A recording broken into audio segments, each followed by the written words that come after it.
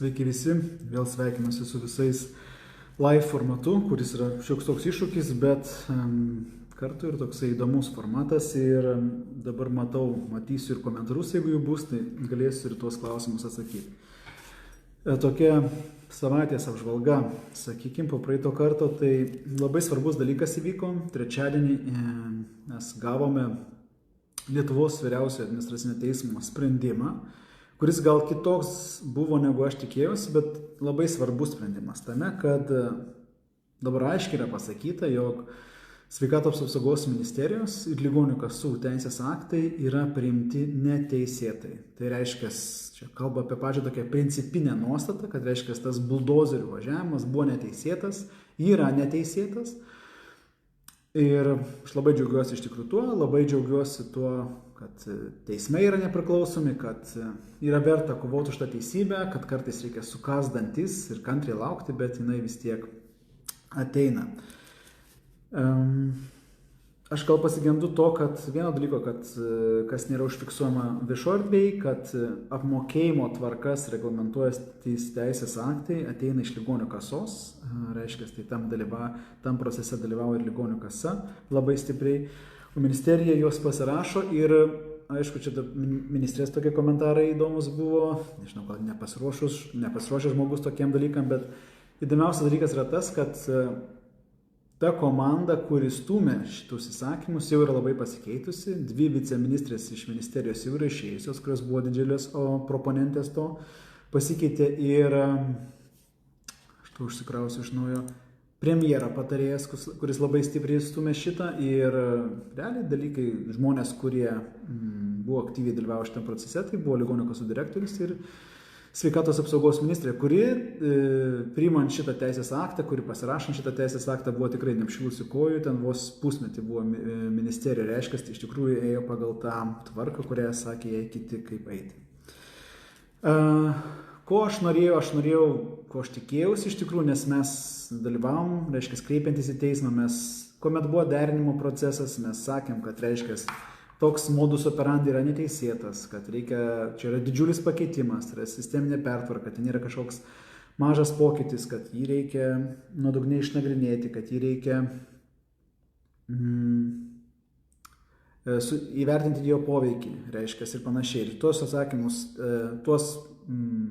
savo pastabas teikėm, jas buvo grubiai pažiūrėta pro pirštus ir dabar jau nebe Gedminas kažkoks durnelis, nebe kiti, bet teismas pasakė, kad reiškia, taip, kaip buvo priimtas teisės aktas, šis yra neteisėta, taip elgtis negalima. Aš mane biškai nustebino labai staigi ligonių kasos reakcija, kuri kitą dieną po to jau parašo viešą pareiškimą, kad viskas bus daroma taip pat kaip dabar, tai reiškia, bus laikomasi neteisėtai priimtos tvarkos. Man atrodo, čia vėl yra arba nepatyrimas, arba nekompetencija, arba užmygimas turint galę, nesuprantat, jog buvo pasakyta, kad teisės aktai yra neteisėti. Ir aišku, teismas, norėjusi galbūt, kad ten buvo daug tose ieškiniuose dalykų, jie atėjo iš 2 politinių partijų, tie ieškiniai buvo sujungti į vieną procesą ir ten buvo daug ieškinių, reiškia, kad neteisėtai priimtas, kad tai sisteminis pokytis, kad tai pažeidė teisėtus lūkesčių žmonių, kurie teikia viršplanės paslaugas įstaigų ir panašiai.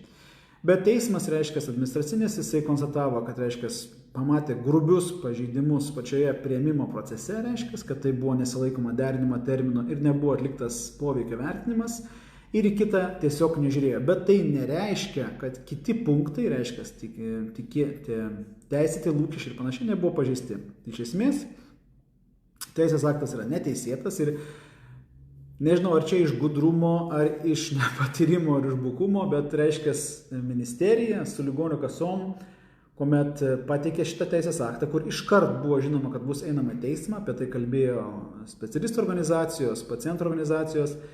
Kai jis buvo paduotas į teismą, šitas teisės aktas, reiškia ministro įsakymas, ant viršaus toliau buvo kuriami teisės aktai. Reiškia, yra visa piramidė sukurta teisės aktų ir paskutinis to ministro įsakymas buvo padarytas atnaujinimas, atsiprašau, mane čia kažkas užpuolė, buvo padarytas jau tada, kai buvo įvykęs teisėjų kolegijos posėdis, reiškia, ir buvo laikas, kuomet buvo priimamas sprendimas.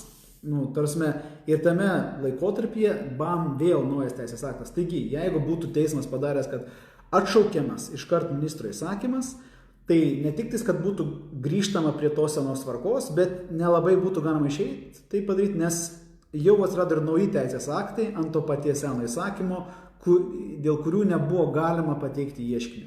Ir dabar iš tikrųjų aš tai matau, kad čia kažkaip labai taip ramiai žiūri, tiek ligonių kasa, tiek ministerija. Aš jeigu būčiau toj padėtyje, jeigu aš būčiau ministras arba ligonių kasų direktorius, labai neramiai žiūrėčiau, nes ką tai reiškia, kad šitas laikotarpis, pavyzdžiui, praeitas pusę metų, tai aišku, teisės aktas buvo priimtas neteisėtai, gydymo įstaigos gynė savo interesus ir piliečiai gynė savo interesus, kreipėsi kartu su Seimo nariais per Seimo narius į teismą ir teismas pripažino teisės aktą neteisėtą. Viskas, reiškia, galioja ankstesnė tvarka ir už tas paslaugos, kurios buvo suteiktos, reiškia, kai buvo strategiškai suplanuota, nusipirktos įrangos ir panašiai, už jas reikės sumokėti, tik kad reikės iš naujo kreiptis į teismą. Kaip dabar bus su ateinančių pusmečių, kuomet vėlgi ministerija reikės priimti naujas tvarkas, kurios turės būti geros. Neaišku, čia didžiausias neaiškumas, kaip čia reikės elgtis, bet aš tai toks biškiau pavargęs nuoširdžiai turiu pasakyti, norėjau tokio sprendimo aiškaus, kad reiškia viskas atidėta, reiškia atšaukta ir reikia, kad būtų sumokėta iš anksčiau suteiktas paslaugas, bet dabar vėl reikės kreiptis į teismą, ir ką mes tai padarysim, čia vėl bus kolektyvinis skundas. Bet man pats svarbiausias dalykas, kad buvo aiškiai, tiesiai šviesiai, vyriausias administracinis teismas parodė, jog teisės aktas buvo priimtas neteisėtai, reiškia, kad nusikaltėlių teisingumas yra mūsų valstybėje, reiškia, ir žmonės, kurie atsiranda valdžioje, staiga pamiršta, kad reikia laikytis demokratijos principų. Šitą atrodo taip ir pasakiau, ir dar svarbus dalykas. Čia matėte gruodžio mėnesį, kad pacientai, kurie tenais skundėsi, kad negauna paslaugų ligoninėje, kur yra prie jų, arba kai kurios gydymo įstaigos nutraukė paslaugų teikimą, tai šitas teismo sprendimas reiškia, kad tas apmokėjimo apribojimas buvo neteisėtas. Tai tiek gydymo įstaigos, tiek ir pacientai, kurie negavo paslaugų, taip pat gali kreiptis į teismą. Ir kažkaip VLK nutyli, kad jų sėkmė teismuose, ligonių kasa nutyli, kad jų sėkmė teismuose, labai nemaža, kad 4 iš 5 ar 3 iš 4 ieškinių yra pralaimimi ligonių kasos. Tai gal tai paaiškina, kad yra modus operandi veikti neteisėtai, kai laikai turbūt visus kitus, kad ja načelnik, tai durak. Pasirodo, kad ne taip yra. Ir dabar mes irgi, aš įdėjau postą prieš tai čia, fainas laikas savaitgalius leisti gydymo įstaigui, kai nėra pacientų ir galės pasidaryti visus administracinius darbus ir į teismus visus surašyti ir raštus. Tai matot, parašiau, pavyzdžiui, kreipimąsi į ministeriją, kur yra ligonių kasos teigėja, nes man labai patinka skaityti visus teisės aktų nutarimus, ypač kurie susijęs su sveikatos sritimi, nes tai yra toks tam tikras neformalus mokymasis ir ten, pavyzdžiui, skaitant tą nutarimą Elvato, aš taip pat pamačiau labai daug įžvalgų, kurios man asmeniškai labai svarbios, tai pavyzdžiui, kad ligonių kasų nuomonė, rekomendacija ir kad kas tai bebūtų, jinai pažeidžia, taip pat yra neteisėta, kalbant apie dienos stacionarą, apie kurį mes čia kalbėjom, nes jinai siaurina, neaiškina, o siaurina aukštesnio teisės akto nuostatas. Tik tais, kad pasirodo, kad čia teisinis procesas, konsultuojantis su teisininkais, tu turi pirmą kreiptis į ministeriją, tada gauni atsakymą ir jau tada, kai tas atsakymas, koks jisai bus. Mano patirtis tokia, kad kai ministerija kreipiesi, dažnai būna geras sprendimas, visai kitoks negu kad į ligonių kasą, išskyrus tada, kai Žiežilos uždraudė man ir mano komandai ir mano šeimai teikti skubios pagalbos paslaugas Šiauliuose, kas buvo prieš metus, išlikštus buvo jausmas. Nenoriu net prisiminti, tokį kartėlį turbūt ilgai laikysiu. Bet šiaip dažniausiai, kai jau kreipiesi į ministeriją, tai kažkaip tai žiūrima taip platesniam teisiniam kontekste, bet įdomu, koks bus ten atsakymas, jeigu ne, tai reikės eiti į teismus ir su ministerija. Bet aš tikiu, kad po šito pamokos, to nebus, bet matysim kaip. Tai reiškia, ir kitas, pavyzdžiui, kitas dalykas yra, nežinau, čia vis tiek žiūri turbūt į tais tie, kuriems įdomu, tai kad, taip labai nustebino, reiškia, dabar Elvato argumentai buvo tie, kad buvo priimtas atbulinė tvarka, nederintas, skubotai, reiškia, nebuvo išlaikyti derinimo terminai. Ir kitas dalykas, kuris, pavyzdžiui, mes dabar gydymo įstaigos alsuoja, man labai patinka, pas mus atėjo įstaiga dalininkas, kuris nėra iš medicinos. Ir aš buvau, prisimenu, tokiam magistrantūros kurse vadybos su žmonėm ne iš medicinos. Jiems buvo be galo sunku išaiškinti, kaip veikia sveikatos sistema. Jie tiesiog nesuprato tų ligonių kasų visų peripetijų ir panašiai. Tai pavyzdžiui, dabar yra sausis ir mes iš tikrųjų nežinome, kokia yra ta mūsų ateities sutartinė suma. Ir mes net jos negalime planuoti. Kaip mes veikiam praeitus pusę metų, gal net šių 9 mėnesius mes nusprendėme, nebus apmokėjimo, tai viskas tvarkoj. Mes tiesiog darome paslaugas už dyką, reiškia, renkamės karmos taškus ir taip bandom pasikelti mūsų sutartį kitų metų. Reiškia, tiesiog, kad mes rodom, kad mes esam pajėgi įstaiga, kad pas mus renkasi pacientai ir kad mūsų sekančių metų suma jau turėtų būti kažkiek didesnė. Ir šiaip sekančių metų sumos skaičiavimo formulę tu turėdavai sužinoti rugpjūčio rugsėjo mėnesį. Tada mes nieko nebuvo tenais, spalio mėnesį tokiom taip nuogirdom sužinom, kad lygtais nieks nesikeis ir paskutinę prieš šventes gruodžio savaitės taiga sužinom, kad tokia labai graži formuluotė išėjo iš ligonių kasų direktoriaus. Nieks iš esmės nesikeičia, bet sutartinė suma dabar bus skaičiuojama absoliučiai kitaip. Iki tiek absoliučiai kitaip, kad kai tu paskambini ligonių kasas, kitose miestuose mes iš Šiaulius neskambinam, mūsų žmonės labai geri, nenorime su jais pyktis, tai ligonių kasų atstovai nežino, ką reiškia, kad 50% sutartinė suma, čia viskas aišku, o 50% poreikis. Kas tas poreikis ir panašiai reiškia, tu eini, tu stengiasi vykdyti kažkokią gerą paslaugą dėl žmonių, visą kitą ir tokiam pastoviam neapibrėžtume egzistuoja. Tai toks yra tas modus operandi ir šitas dalykas, kuris realiai nulėmė, kaip dabar mes turėtume veikti, pateiktas derinimui buvo gruodžio 31 dieną, kažkiek 10 darbo dienų yra daugiau negu 2 savaitės, jinai bus priimta jau sausį. Ir reiškia, mes visus praeitus metus nežinojom, dėl ko dirbom ir kam reikėjo ruoštis, kam planuotis ir panašiai. Ir žodžiu, iš esmės dabar visa sveikatos sistema yra tam tikroj suriutai. Aš labai norėčiau, kad šitai išklausytų politikai, nes jie turėtų labai daug peno, kur dar eiti į teismus. Labai norėčiau, kad tai išgirstų žurnalistai, nes jeigu tu pakalbėtum su gydymo įstaigų vadovais, nežinau, kiek daug yra tokių kaip aš, kurie nebijo šnekėti, bet pati situacija yra tokia, kad tu iš esmės esi visiškai neužtikrintas. Tai tiek dėl savo ramybės, dėl savo komandų, dėl savo darbuotojų, dėl jų ateities ir dėl pacientų. Visų pirma, labai daugam yra neaišku.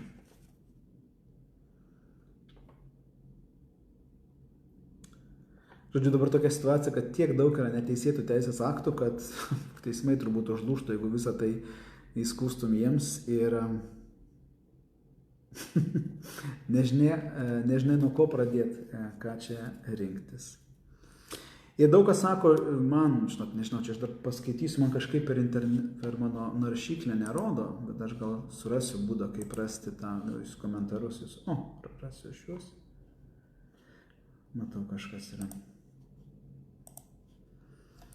Tai daug kas sako, susitaikyk, nusiramink, čia gal nieko nepakeis ir panašiai, kam čia tai daryti. Tai aš tiesiog noriu padėkoti dalininkams savo komandai, ypač savo šeimai, už tą kantrybę ir už tą pasiryžimą, nes atėjo tokia mintis, jeigu tokioj, aš suprantu, kad, pavyzdžiui, aš kaip vienas ten žmogus, ar tenais su kitais keliais kolegom, galbūt kokioj Vokietijai mes nieko nepakeistumėm. Galbūt kokioje Amerikoje mes nieko nepakeistum, bet tokioje mažoje šalyje kaip Lietuvoje nepakeisti užsisenėjusių, žudyjusių tvarkų, vien tam, kad medicina būtų gera. Nes aš labai noriu, kad jūs kuo daugiau, ypač žmonės, kurie klausia, ar tu gydytojas, ar tu politikas, tai aš žmogus, kuris užsiėmu mediciną ir turbūt, kad turiu politinių ambicijų ateityje, nes, ką aš pamačiau, kad medicina negali veikti gerai, jeigu neturi politinio palaikymo. Ir jeigu mes negalim tokioj mažoj šalyje sutvarkyti politikos taip, kad medicina būtų gera, tai arba čia neverta praktikuoti medicinos, arba čia verta likti, bet ne medicinoje. Tai tokį pasiryžimą savo pasakiau. Ir turbūt perėsiu šitą live formatą, kviesiu kitas kolegas, jeigu kažkas norite iš medikų ar iš kitų visuomeninės veikėjų, norite pasidalinti, pakalbėti apie tam tikrą temą, pasidalinti, nes turbūt monologo tai ne visiems yra įdomu kalbėti, klausyti, tai prašau, parašykit man, kažką susorganizuosim, dabar ir paprastas telefonas ar bluetoothinį mikrofoną visai neblogai veikia.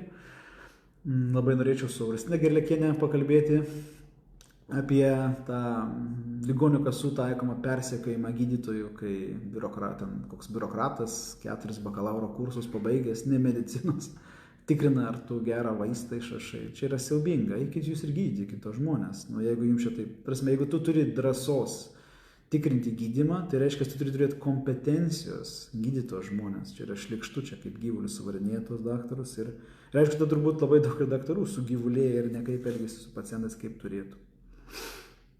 Tai va, tai tokios tos situacijos, dabar galvoju.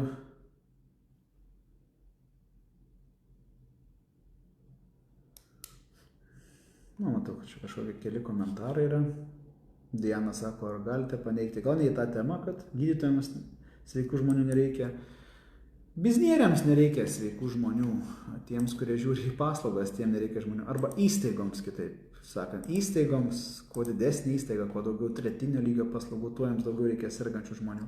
Daktarams tai reikia sveikų žmonių, ypač šeimos daktarams, kurie turėtų, reiškia, tą puoselėti sveikatą ir užsiimti profilaktiką ir sveikatos puoselėjimu. Tada daug lengviau, daug malonesnis tas darbas yra, rečiau pas tave ateina, nes žmonės nesėja ir sveiki. Tai ateitis medicinos ir yra šeimos medicina, dėl to aš ją ir pasirinkau. Tai va, tiek to kelių, gal rasite dokumentus mano, kuriuos išsiunčiau šį savaitgalį, pridėtus atskiriame poste ir palaikysiu šitą formatą, stengiantis, kad šita mūsų sistema mažutė, bet tokia užrūdysi, korumpuota, šlykšti, kuri mes buvom Estijoje prieš naujosius metus. Kosmosas, man atrodo, tokia maža šalis, visai netoli nuo mūsų, šeimos modelis veikia visai kitaip. Gydytojai, ten irgi labai trūksta gydytojų, nes jie visi išvažiuoja į Suomiją. Jeigu tu nori gydyti žmonės, tai tiesiog savo yra leidžiama gydyti žmonės. O čia, aš labai gerai prisimenu, kaip uždraudė mums tą skubę pagalbą teikti. Dabar kišasi prie dienos stacionaro. Neteisėtai kišasi, šlykščiai, grubiai, bukai. Ir tada galvoju, žinot, tai aš suprantu, kad sveikatos sistema, kaip atliepiant į Dianos klausimą, pats svarbiausias dalykas, prašau, suprasti mane teisingai, yra net ne pacientas. Pats svarbiausias dalykas yra sveikata. Tai yra archetipinis konstruktas sveikata. O pacientų būna įvairiausių. Kai kuriems nesvarbu, kad jis yra nutukęs, dūstantis, ten šopėjusiom kojom. Jam svarbu, kad jis galėtų ten toliau eiti darbą per jėgą, ar ten prisivalgyti, ar prisigerti. Jam tas yra sveikata. Po to yra kiti žmonės, kuriems reikia tokių tiesiog formalių, kad sveikata tai yra, kad praėjau patikrinimą ir kad galiu ten kalt toliau pinigus darbe. Ir yra nedaug žmonių, kol kas dėja nedaug žmonių, ir reiškia, kad tiem žmonėms labiausiai patinka sveikata, tai yra išgeriu vaistą, praeina simptomas ir einu į priekį. Tai jiems nesveikata yra svarbu, jiems svarbu yra simptomų palengvinimas. O sveikata, tas reiškia, puoselėjimas sveikatos nedaugelis žmonių yra svarbus dar dėja.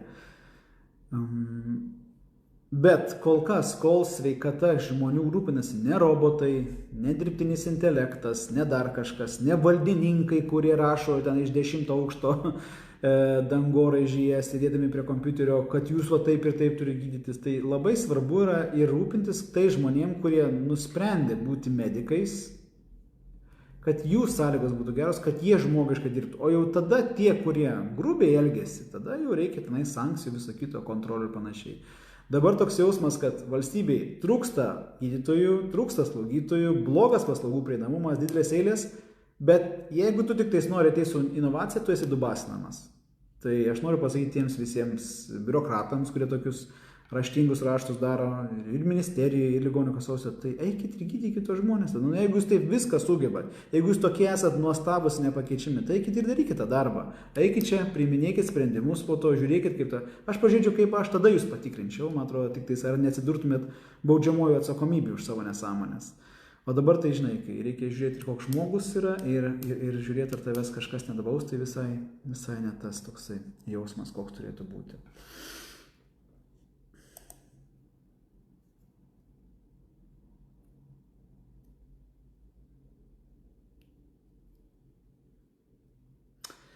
Tai tiek atsakymų, tą sekmadienį matau klausimų irgi dabar gal kitais vėliau atsiras. Tai sėkmės visiems ir ačiū visiems už tą palaikymą, einant šitą Sizifo darbą ir tvarkant šitą sveikatos sistemą. Sėkmės visiems ir sveikatos.